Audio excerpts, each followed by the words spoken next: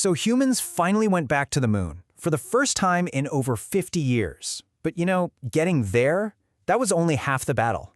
The real test, the most dangerous part, was coming home.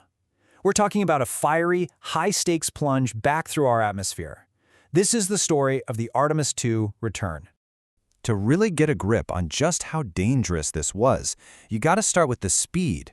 Picture this. The Orion capsule, with 4 astronauts inside, just slams into the top of our atmosphere, and it's moving at 25,000 miles per hour.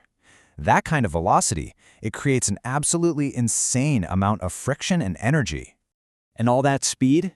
Well, it creates heat. A ton of it. I mean, we're talking 5,000 degrees Fahrenheit. Just to put that into perspective for you, that is literally half as hot as the surface of the sun. The whole spacecraft was just wrapped in this glowing plasma fireball. So yeah, this wasn't just some landing. It was a controlled, superheated dive back to Earth, and absolutely everything had to go perfectly to keep that crew safe. So the big question is, how on earth do you survive that?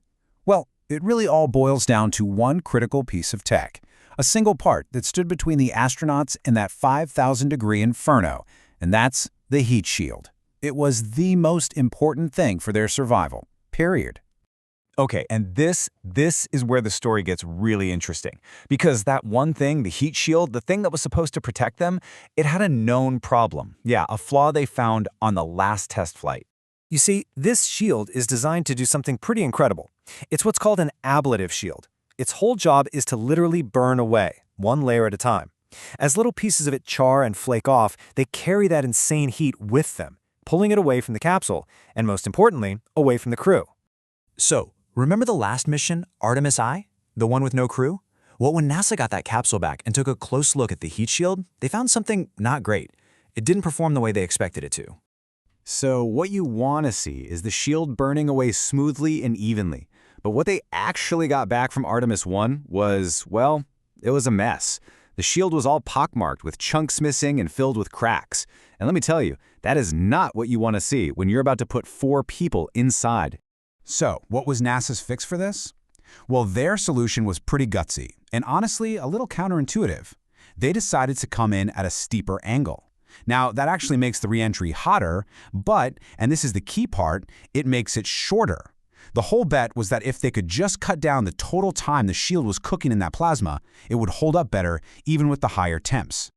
All right, so from the second Orion hits the atmosphere until it splashes down in the ocean, the entire mission, everything, comes down to just a few minutes of pure automated perfection. 13 minutes, that's it. That was the entire window, just a quick sequence of super complex automated events where if even one little thing went wrong, it would have been catastrophic. And inside those 13 minutes, there's this whole high-stakes checklist running. First, the forward bay cover has to pop off. Then, the drogue chutes have to fly out to start slowing things down. Then, the massive main parachutes deploy. The systems that control them have to cut at just the right second. And finally, the capsule has to hit the water at the perfect angle. It's just this unforgiving domino effect. And get this, for 6 of those 13 minutes, total silence, a complete communication blackout. That plasma fireball surrounding the capsule just cuts off all contact with mission control. You can only imagine what that was like for everyone on the ground, especially the families. Just an agonizing wait. But okay, we can talk about the physics and the engineering all day. What did it actually feel like for the 4 people inside that tin can? What's the human side of plunging through fire at 25,000 miles an hour? While former astronaut Terry Virts got some pretty wild advice before his re-entry. Someone told him, hey, you're going to think you're going to die because it's such a crazy ride, but don't worry, you're not. I mean, that just perfectly sums it up, doesn't it? A ride so intense and chaotic that you literally feel like this is it. Virts said it felt like tumbling, just this violent, disorienting spinning and shaking as the capsule hits the air and the parachutes start to do their thing. And think about this. No one had ever felt that in an Orion capsule before. The Artemis II crew? They were the very first. So that makes you wonder, right? With this massive fireball just inches from your face, could the astronauts actually feel any of that 5,000-degree heat? And the answer is, amazingly, no. It's just a huge testament to the incredible engineering. Terry Vert said that on his space shuttle flight, he actually put his hand right up against the window during re-entry and felt absolutely nothing. You've got multiple thick panes of glass that give you all the insulation you need to completely block out the heat.